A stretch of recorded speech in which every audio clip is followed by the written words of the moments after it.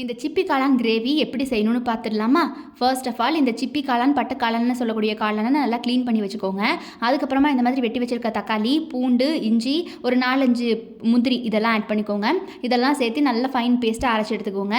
நல்லா க்ரீமியாக வாசனையாக இருக்கும் இந்த பேஸ்ட்டு. இதை ஓரத்தில் அப்படியே எடுத்து வச்சுட்டு நல்லா பேனில் எண்ணெய் ஹீட் ஆனதுக்கப்புறம் சோம்பு போட்டுக்கலாம். சோம்பு நல்லா பொரிஞ்சு வரும்போதே பெரிய வெங்காயம், கருவேப்பிலை இதெல்லாம் ஆட் பண்ணிக்கோங்க. நமக்கு ஃபர்ஸ்ட்டு ஸ்டெப் இது தான். அதுக்கப்புறம் இது கொஞ்சம் லாங் ஸ்டெப் மாதிரி இருக்கும் வதங்கிறதுக்கு. இது நல்லா வதங்கணும். வெங்காயம் நல்லா வதங்கும் போது தான் டேஸ்ட் கொடுக்கும் இந்த கிரேவிக்கு. இவ்வளோதான். இதுக்கப்புறம் சட்டுன்னு முடிஞ்சிடும் கிரேவி. இதுக்கப்புறமா நம்ம அரைச்சி வச்சிருக்க பேஸ்ட்டை உள்ளே கொட்டி அது கூட உங்களுக்கு வேணும்னா தண்ணி அப்போவே ஆட் பண்ணிக்கலாம், இல்லை லேட்டர் அப்புறமா கொஞ்சம் நேரம் போனதுக்கப்புறம் ஆட் பண்ணிக்கலாம். எங்கள் அம்மா வந்து அப்படியே வதக்க ஆரம்பிச்சிட்டாங்க. இது நல்லா வதங்கும் போதே ஸ்பைசஸ் ஆட் பண்ணிக்கோங்க தேவையானதெல்லாம். என்னென்ன அம்மா ஆட் பண்ணியிருக்காங்கன்னா, சிக்கன் மசாலா 1 ஸ்பூன், அதுக்கப்புறம் கரம் மசாலா 1 பிஞ்ச் அளவுக்கு ரொம்ப கம்மியாக ஆட் பண்ணிக்கோங்க.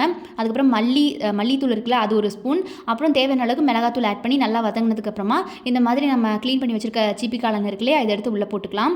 இந்த காளான் ரொம்ப டேஸ்டியாக இருக்கும் கைஸ். இதை நல்லா போட்டது இந்த மாதிரி வதக்கி எடுத்துக்கோங்க. மசாலாஸ்லாம் நல்லா பிடிச்சிரும். அதுக்கப்புறம் தேவையான அளவுக்கு நீங்கள் வேணும்னா தண்ணி கூட ஆட் பண்ணிக்கலாம். அம்மா வந்து இங்கே பார்த்தீங்கன்னா மசாலா வச்சுருந்தாங்கல்ல, அந்த கிணத்துலேருந்தே தண்ணி ஊற்றுறாங்க. அதனால தான் கலராக இருக்குது. நீங்கள் நினச்சிடக்கூடாது என்ன தண்ணி கூட கலராக ஊற்றுறீங்க, அதில் என்ன சீக்ரெட் அப்படின்னு. ஸோ அதனால் அதையும் நான் சொல்லிட்டேன். உங்களுக்கு தேவையான அளவுக்கு தண்ணி எவ்வளோ கிரேவி வேணுமோ அவ்வளோ பார்த்து ஊற்றிக்கோங்க. அதுக்கப்புறமா இந்த மாதிரி உப்பு தேவையான அளவுக்கு போட்டதுக்கப்புறமா நல்லா இந்த மாதிரி கலந்து விட்டுட்டு ஒரு 10 மினிட்ஸ்க்கு மேலே நல்லா லிட் போட்டு அதை நல்லா வேக விடுங்க. நல்லா கொதிச்சு வரட்டும். ஒரு 10-15 மினிட்ஸ்க்கு அப்புறமா பார்த்தீங்கன்னா இந்த மாதிரி நல்லா கொதிச்சு வந்துக்கிட்டு இருக்கும். அவ்வளவுதான். நம்ம தேவைன்னா அரோமாக்காக கொத்தமல்லி இலை தூவலாம். இல்லை அப்படின்னா இந்த மாதிரி கஸ்தூரி மேத்தி இருக்கு இல்லையா, இது நல்லா தூவி இறக்கிக்கலாம்.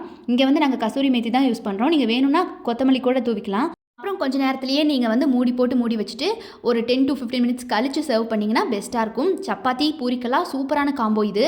அப்படியே நான்வெஜ் ஸ்டைலில் சாப்பிட சிக்கன் மட்டன் சாப்பிட்ற மாதிரியே இருக்கும். நீங்கள் ட்ரை பண்ணி பாருங்கள். மறக்காமல் ட்ரை பண்ணிவிட்டு எப்படி இருந்துச்சு அப்படிங்கிறத என்கிட்ட சொல்லுங்கள்.